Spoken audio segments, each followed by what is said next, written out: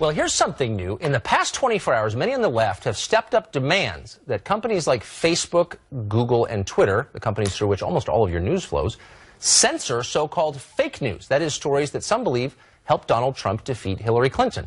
Such politically counterproductive writings should not be allowed, they argue, a point that the Chinese authorities have been making for many years. President Obama weighed in on the controversy today during a trip abroad to Germany, clearly siding with the censors. Watch this. If we are not serious about facts and what's true and what's not, and particularly in an age of social media where so many people are getting their information in sound bites and snippets off their phones, if we can't discriminate between serious arguments and propaganda, then we have problems. That's right. The politician-in-chief lecturing us about propaganda. So should the government and media giants begin clamping down on information they think might hurt the Democratic cause? Here now is Jessica Tarlov, a Democratic strategist, and Kristin Tate, a contributor at The Hill, and it is great to see you both. Ms. Tarlov, I will start with you. Shocking. So one person's fake news is another person's news. And the idea that these media giants, who really have more control over the information we receive than anybody's ever had in history, way more than William Randolph Hearst ever had, are going to start deleting things because they think they're, quote, fake, should scare all of us, shouldn't it? Well, I think that censorship is obviously something that we need to take incredibly seriously, especially as we, By take seriously, I mean we should be against it, just period, right? Well, yes, I do believe that, but I do think that we do need to make a concerted effort to make sure that we are getting good, real news. I mean, this is... But who's we in that? The American populace, the world populace, even those in China deserve good news that's accurate.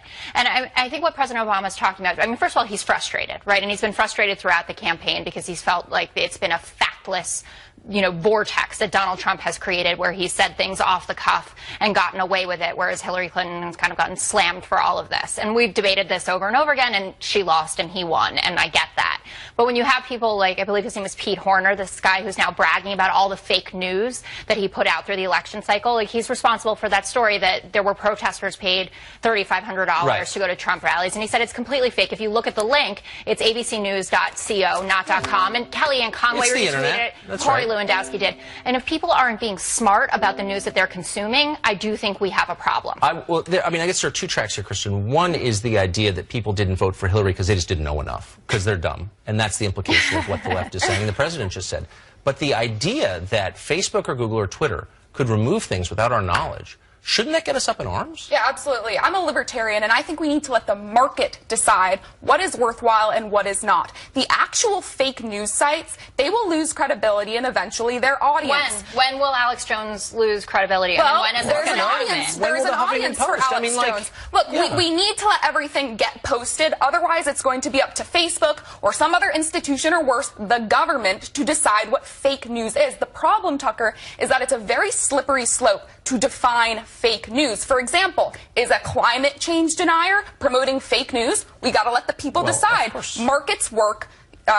This kind of governing and sort of censorship does not work, and we've got to trust the people. The people are intelligent, and markets work. Well, it's kind of worked for, I don't know, thousands of years. I would say it's a different age, though. Okay, it's a different age. I would say this, but to get a lecture from a guy who told me right through the TV screen that no, the government did not read my emails, had no capacity to read my emails. Okay, that was a lie.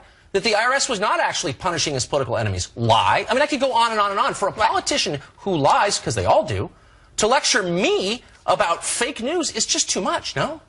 I don't know. Listen, I only have a few more days left of Barack Obama, so I'm taking it all in, and I'm going to smile about it. Okay.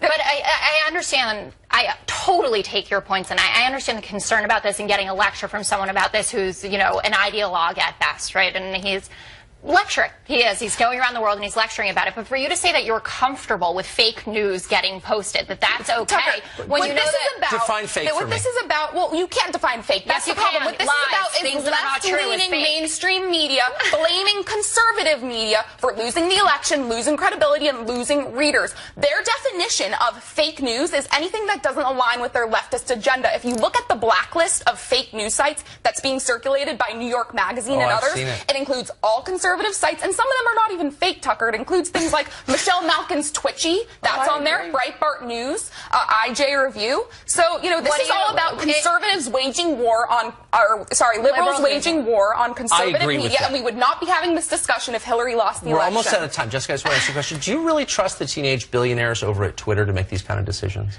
I mean, I would think liberals would be suspicious of this level of concentration of power. I think that they are suspicious of it fundamentally, but I think that they're more suspicious of these kinds of stories that are coming out. Of the free exchange of ideas. Right. That's really scary. But when you say that it's just fake news, you can't pinpoint what it is. It's things that are a lie. Like that these protesters were. The jokers will always get called out. That's how the market works. Whenever I see my friends post fake news, all the comments below it are pointing out that it's fake and even making fun of the friend who posted it. BuzzFeed did a study that there was, I think it was 9 times more engagement with fake news on Facebook than there was from the other 18 real media news outlets, so right? What the New York Times. The day we allow BuzzFeed to define what real journalism is the day that I start selling aluminum siding.